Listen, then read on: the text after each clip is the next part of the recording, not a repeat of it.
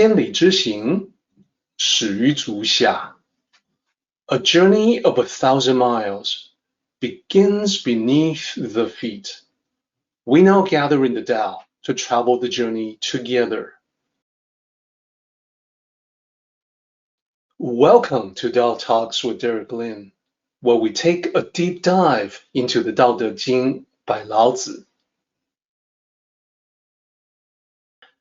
As always, I want to extend my welcome to you.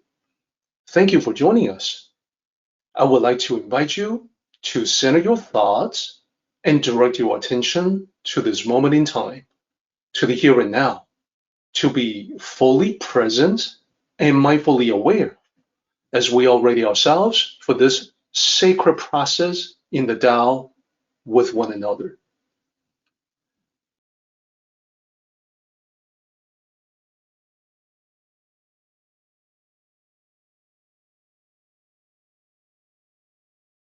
So let us take a look at the spectrum or the scale to put what Lao Tzu says into context.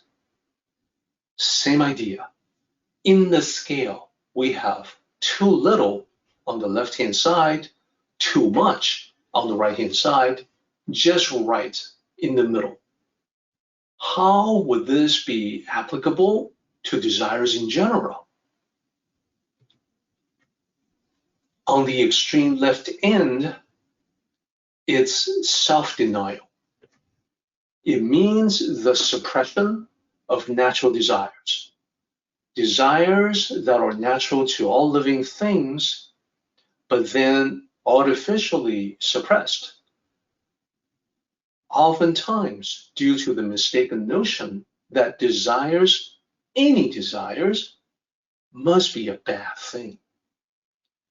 Suppression is among the most ineffective of measures that one can take in life. Suppression causes all kinds of issues. So this is the assumption that all desires are bad. That's definitely not true.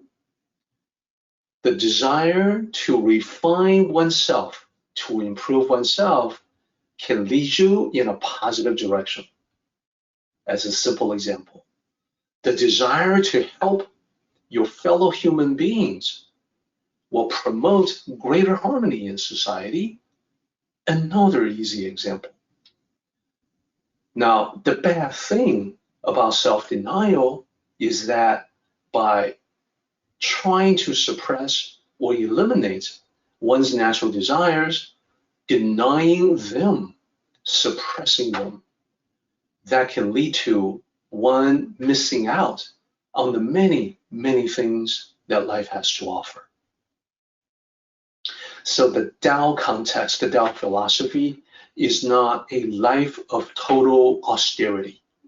It's about gaining experience. It's about living life fully, not about denying yourself. But what about too much?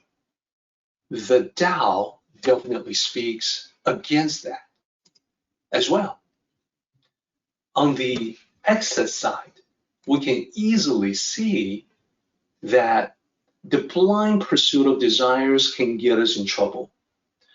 These are defined as going far beyond basic needs, things that you don't really need, but would like to have just because.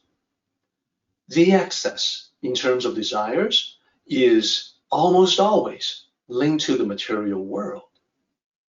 It's the things that you want, material objects, possibly fame. And it's a bottomless pit. There's never enough. And what about the middle ground? What about moderation? Just like knowledge, Tao-centric knowledge here shows up as Tao-centric desires. And some people may find that to be odd. Shouldn't the Tao be free of desires? Well, this is recognizing that the basic desires exist for the basic needs of life. There's no use denying their existence. It is aligned with nature. All living things, while alive, experience desires of one sort or another.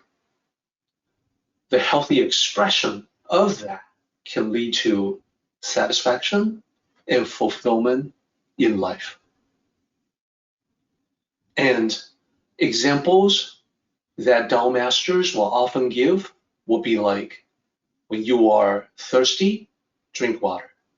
When you are hungry, eat food. When you are tired, sleep at the end of the day. In a similar way, Tao masters would say that for material things, you can pursue them with moderation. You deserve good things in life, so you can engage in the pursuit without a sense of guilt. You deserve prosperity and abundance. But then you just want to watch when these desires get out of control. Like, not just quench your thirst with water, but seek out rare, expensive liquor and drink to excess. Not just satiate hunger, but seek out exotic cuisines, very expensive, rare foods, and then overindulge, and so on. As you can see, this is the way to think in the Tao context, to put all the ideas presented by Lao Tzu into perspective. This spectrum can be applied universally. Previously, we talked about arrogance versus humility. If you were to apply this scale here, to that discussion, arrogance versus humility, you will have excess ego on the right-hand side. And then on the left, you would have excessive self-debasement, self-humiliation, self-degradation. In the middle, you have the Tao of humility. It's humble but confident. It's self-knowledge, knowing what you are capable of, knowing your own value. That's very different from the self-humiliation or self-debasement on the left-hand side. So use this as a guide to help with thinking about Tao concepts.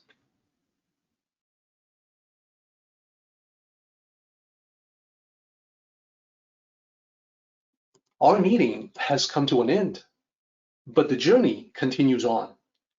Until next time, may the Tao fill you with peace and happiness.